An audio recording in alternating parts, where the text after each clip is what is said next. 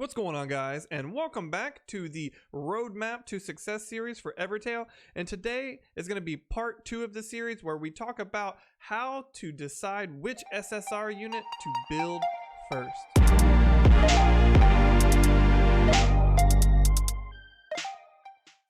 Okay guys, so in this video I'm going to be using the tier maker infographic, but I have to stress this. This is not a tier list video and in any kind of way, shape, or form. I just think that the infographic is a good way to group things together and just show what I'm trying to convey. And what I'm trying to show in this video is really who to focus on first. Like if you already know what kind of synergy that you want to build, if you want to build burn or sleep or whatever, what kind of unit you should focus on first. So basically, like, you know, you're a new account, who should you build first? Who should you go for first? That's really what this video is about. So right off the bat, I want to talk about some units that you should probably never build, like ever. So it doesn't matter if you're building your first team or whatever. These are just units to generally kind of stay away from. So we're gonna call them stay away. So in these units are Vesh. Unfortunately, I really like Vesh. I think he's a great design. Actually one of my favorite designs, really, in Lore Rise. I loved him in the story. He was just hilarious and great, but his kit is trash. Grinzor, his kit is trash. Varaxian, Vaughn, Omei, just there's no reason to build these units. I mean, yes, they're SSR units. Yes, they'll have higher stats than SRs and Rs, so in that regard they are stronger and they're better than nothing. They're pretty much trash compared to all the other ones. Kieran, save him for last to talk about, because I know a lot of people are like, Kieran's great, and I don't really think so. I think Kieran is great if you fully awaken him, get him to level 200, but what SSR unit isn't decent when you've spent $200 or $300 on them to get them fully awakened, and you know, their stats are so high? Yeah, of course, if he's got an 8 million battalion power, he's gonna be useful, because then he's got so much HP, he's gonna constantly be refreshing back to full and hitting with vigor armor. But I mean, honestly guys, if you're spending that much money on the game, why would you build him over literally anybody else? Like, you know what I'm saying? So yeah, I don't think he's that great. And can you call a unit great if you have to spend $200 or $300 on him just to make him like decently viable? He's not like the worst, and I think out of the 6 I just listed, he's probably the best. And in a pinch, if you have no other SSRs, he will get you done. But overall, these 6 units I think you should stay away from. And before we go any further, I also want to say that any SRs or Rs or anything like that, you should not focus on building at all. Before 2.0 dropped, SRs had like a higher usefulness, a higher value to them. But now that you can level SSR units in the very same manner that you can level SR units, I honestly don't think you should be wasting any kind of resources on on SR units unless absolutely necessary. Honestly, you should focus all your efforts on SSR now that you can just really, you know, use all the XP tokens and limit breaks for your SSRs. Moving on to our first list. The first list is going to be neutral units. Now, what I mean by neutral units are these units, they don't specifically have like a synergy. They're mostly guards or support, and these are future-proof units, which means no matter what team that you decide to build in the future, these units will always have a place in your roster. The first character I want to talk about is Jean. I think she's a great guard. She also comes with the added benefit of kind of working as a dual character. So if you're a new unit, she's kind of probably the best bang for your buck, because you can use her in manual mode to replace another weaker unit with Michelle. So then you kind of have like 2 strong units for the price of 1. She's a really good unit to start off with for that reason. Light Ludmilla is a standard guard. She is very strong. She has give turn. She has auto guard plus. She is a fantastic guard. She will always have a place no matter what you're doing in the game. She will literally always fit in some kind of platoon. Mirai is not a guard character, but her support is so useful. She fits into like 90% of all team comps because she gives you spirit every turn. I think she's the only, I might be wrong about this, but I think she's the only unit in the game that gives you spirit when it's not her turn. So even when it's not her turn, she's still giving you spirit every turn. She heals you every turn. And on top of that, she's got give turn. So her support means that literally in 90% of all team compositions, she's going to fit in. So she is definitely future proof. She is definitely a good first unit to have because even if she's your very first unit, your very first SSR unit that you focus on, she can still do overdrive damage. She's gonna be pretty good for you. The only teams that she doesn't do good on obviously is Crisis. And then the last unit on this neutral units list would be Anya. Anya probably would be my first pick. She's a newer character, so it is to be seen how rare she's gonna be in the future. But if you're going for a very first SSR unit and you don't know what kind of synergy you want to run yet, Anya would be my first pick. Like honestly, Anya would probably be my very first pick to tell you who to save for and who to get for many different reasons, but mainly because she's the only guard in the game that can do damage while also mitigating damage. Basically, she's going to be able to use Retribution Drain.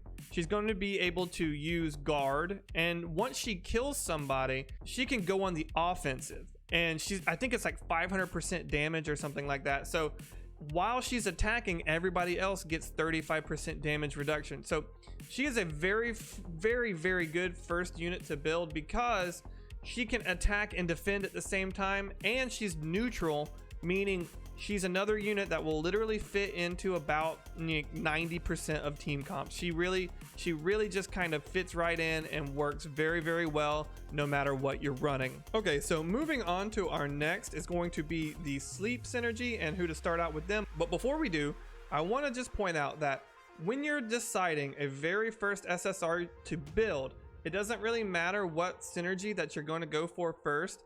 One rule of thumb is to try to pick a unit who's going to be good right off the bat, who is self-sustaining, which means if they have a strong skill, they can set it up themselves, and also something that's going to be good in the future. So moving on, Clarice is a really good option to build if you're planning on going the sleep route for a very first unit, because she can sleep units herself, and then she can turn around and use Dream Assassin. She also has Survivor's Fury, and she will regenerate health all the way up into the point Survivor's Fury unlocks. And she also has Swift Stealth, which means she's going to be very easy to keep alive.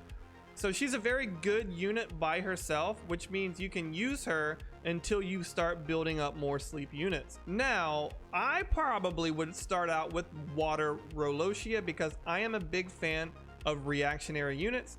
So she has Sleep Skin, which means if somebody attacks her, she's going to be able to turn around and use her big attack against that unit. Exactly like how Endless Rosette works with her Poison Drain.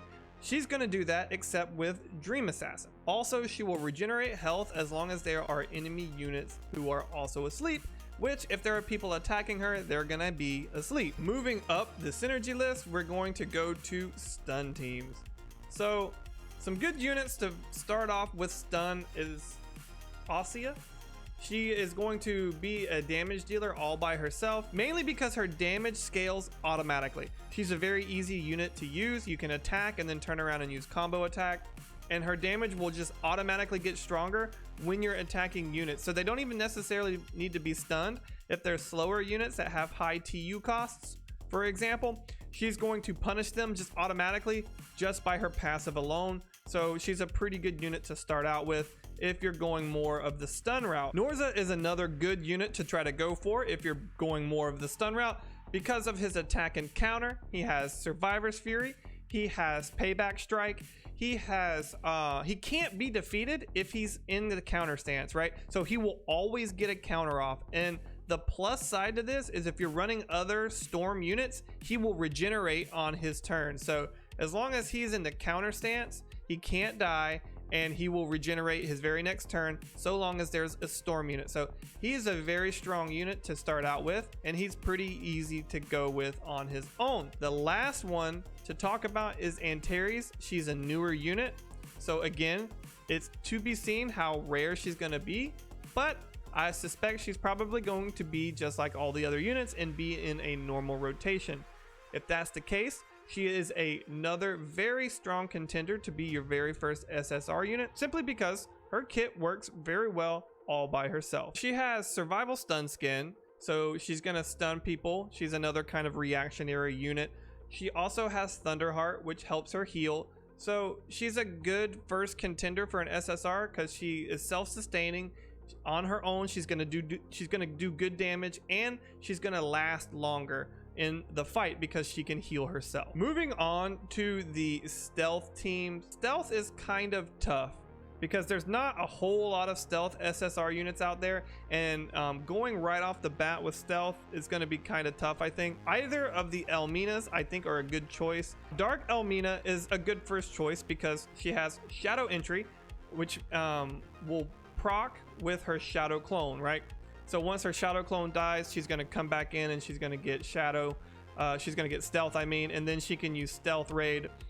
She can also use stealth ambush, targets up to 2 enemies, as long as there's other units that also have stealth. But even without a stealth team, she can use stealth raid, which is very strong. Stealth raid ignores like damage reduction. It ignores like skin passives.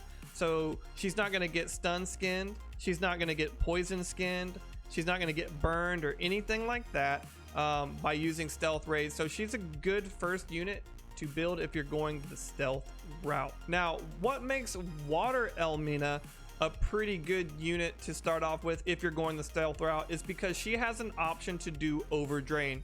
So she has an option to do damage if you don't have any other stealth units in your party. So she's a pretty good unit to start off with right off the bat. She also has Stealthy Dawn, which means as long as she's in the front line, she will get stealth automatically, which will allow her to use Stealth Fury. Stealth Fury also ignores status effects like skin status effects and damage reductions and stuff like that. She can also use Super Spirit, which will help her do her overdrain ability. And remember, her overdrive ability, it is a drain ability, so she will get HP back. Also has Swift Stealth, so she can attack for 70 time units and quickly get into stealth. So both of these units, even though they're different variations of the same unit, I think both of them are probably the better choices to start out with.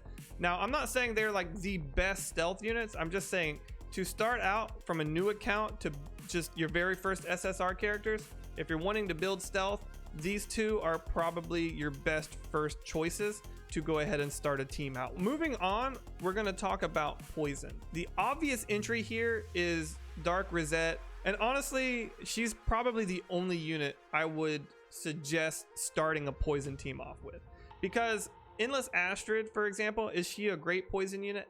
Absolutely, but she's really hard to get her poison drain off with because it requires 2 targets. So if people aren't constantly dying and getting recycled into the battle and entering the battle and getting that poison from her, it's going to be kind of hard to use her. Yes, she has pushback, but she's a better second poison unit to build, not a good first poison unit to build. Without doubt, hands down, the best poison unit to build is Endless Rosette. And honestly, she's so good, I don't really want to suggest another character, but for the sake of the video, I will say Reyna. I think Reyna actually will be a pretty good first unit to build because she is very much like Endless Rosette in the fact that she's kind of self-sustaining with her random poison and her poison drain. So she's going to work very, very similar to Rosette. So I think going for either one of these units are going to be your best bet if you're wanting to build a poison team. I'm not going to go into too much detail because Endless Rosette is an older unit, but I will say what makes her and sets her apart is her super poison plus her poison skin. So her super poison does like 4 times the damage of a normal poison, and she has poison skin on top of that. So that means if somebody hits her, they've got super poison now. And because they hit her, she can turn around and poison drain. She's probably going to kill that unit because she is a very hard hitting unit, and heal herself. So as long as she's above 50% health, she goes right back to full health. Honestly, she's an excellent unit to build just right off the bat, even if you're not building poison, because even to this day, she's still a strong unit. And Reyna works very similar. She works similarly enough to Dark Rosette that if you have a chance to get her first, she's another good option to start a poison team off with. Her Mega Poison Revenge will also deal a pretty significant amount of damage to whoever kills her. Moving on, we're gonna talk about burns. Now, if you watched my previous video, you know that I pretty much suggest starting with a burn team, and that is because Fire Astrid is one of the easiest units to get right off the bat, and she's very strong. She self-regenerates, she hits multiple units, she gives spirit to your party, and she has a buff that increases her attack damage, and anyone else who has the burning status effects, she's going to increase their attack damage as well. Overall, very versatile unit. She's very strong. Just going off of her survivability alone and her ability to buff other units, she is going to be around for a very long time. You will always have some kind of use for Fire Astrid. Saya is another good option to use if you're wanting to build just kind of like an overall burn team. I'm not talking about Crisis or Overdrive or anything like that, but Saya has the ability to use burn drive, and she does have burn elements, and overall she's a very strong unit. Her Overdrive attack is basically a buffed up attack all. So overall, she's another unit that will kind of carry you through the beginning game and on into the mid and late game. She will always be a strong unit to have. Moving on from burn, we're gonna talk about Crisis. Now, Crisis is very strong. In fact, if you can get a Crisis unit, it will make your offline story, if you're a brand new account, it'll make your offline story a lot easier to go through. The very first unit to talk about is Callan. Callan is amazing. Even outside of a Crisis team, she is going to be useful, mainly because she has survival armor, she has survival's fury. So that combo alone right there makes her a big damage dealer by herself, because she's going to be hard to kill because of that survival armor. And then once her survival armor is gone, that means now she can do damage, and she's going to be just deleting units with her survival's fury. She also has Purify Heal, and if you're using your spirit wisely and tailoring it around her, even if you don't have a Crisis team, you can still get off that Crisis Blast, and it's going to do a pretty significant amount of damage to 2 units. So overall, Callan, very good first unit. Hibiki is just amazing. If you're going for a Crisis team, Hibiki or Callan, it's kind of hard to say who I would want to go first, but Hibiki might be the person that I go for first. And the reason why I say that is because Hibiki has burn elements to her, so you can use her outside of a Crisis team to still do damage, because she has Burn Blast, and Burn Blast does 400% damage, and that's going to be a good attack even if you don't have a Crisis team. She has Ignition attack, which means she can provide herself with the burning status effects. She has Crisis Focus, so she can't be stunned, and she has Burn Armor, which means as long as she's burning, she has damage mitigation as well. So she has a high uptime on her damage reduction, so literally all you have to do is have the fire status effect on her, and you can provide that with SR units or even R units really, to just really kind of supplement that. So you don't even really need Crisis elements for her to be good. She's just going to really shine once you get, you know, Maxima and Fernaxos and Callan with her. So starting off, if you're going for the Crisis route, my opinion, I would probably go with Hibiki first if I could get her, and then Callan second. But either way, these are very good, strong units to start off with. And the last one is going to be summons. So summons are very fun to use. I don't see them used very often. I don't know if I would suggest going with a summon team or a stealth team right off the bat. I think they might be a little harder to build for a new player, But if you're going for a summon team, Arya is pretty good. She's very self-sustaining because she has swift stealth. She's got call minion 2x, which that means she's going to be able to use her Blood Reaper skill or her blood heal skill. So she is not dependent on other units to use her Mori abilities. And her passives are also very good. She has Minion Revenge, which will help a summon team, and she has auto minions. Auto minions is hilarious because even when you're running weaker units with Arya, say Arya's your very first SSR, you have her to level 100 or 120, and all you have are like level 40 SR and R characters. Well, every time one of the weaker units dies, you automatically get a minion to replace them, which means now she can use Blood Reaper.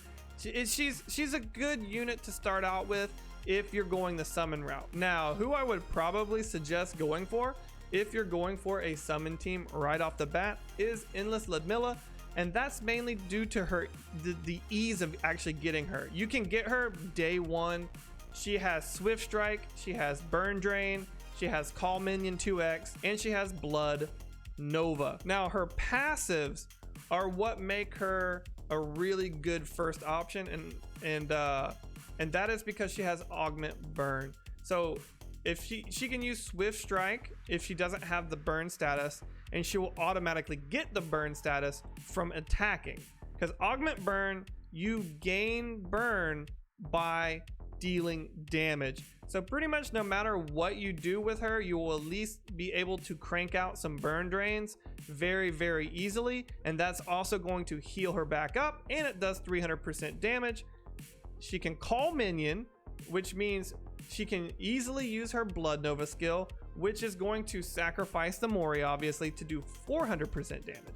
So very high damaging unit and easy to get her skills off. She also has Burning Focus, which means you don't have to worry about getting stunned if you're running Endless Ludmilla. So that's pretty much it for today's video, guys. Some key takeaways from this video: when you're building your first SSR unit, you need to focus on units who are going to be good right now and also good in the future. So you need units who are going to be self-sustaining, who can do damage, and who can stay around in a battle longer than somebody else. So you generally want some kind of mitigation with them as well as doing damage. So units like Anya, units like Endless Ludmilla, reactionary units like Antares or Water Relotia or Endless Rosette. You know, these are all units that are high damaging, self-sustaining with the heals. So basically you want some kind of self-sustaining ability so you can start clearing content while you're focusing on amassing other SSR units to synergize with what you have. If you enjoyed the video for any way or found it helpful, consider subscribing to the channel for more content like this in the future. And as always, guys, I'll see you next time.